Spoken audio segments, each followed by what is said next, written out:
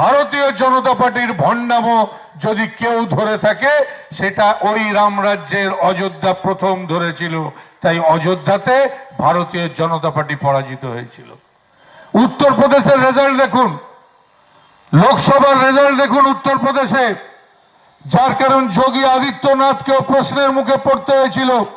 লোকসভায় সবাই যখন ভেবেছিল যে রামরাজ্য প্রতিষ্ঠা হলো, হিন্দু ধর্মের বিরাট একটা সুসময় এসে গেল, একটা রেনেসা তৈরি হলো, সবাই ভাবলো বোধহয় নরেন্দ্র মোদী আবার ৩০০-র বেশি আসন নিয়ে একক সংখ্যাগরিষ্ঠতায় ভারতীয় জনতা পার্টি ভারতবর্ষের তখ্ত সামলাবে, অর্থাৎ সিংহাসন সামলাবে। কিন্তু মানুষ সেদিন ভেবেছিল যে এই নরেন্দ্র মোদীকে দিয়ে আর ভারতবর্ষের রাজ্যপাট চলবে না।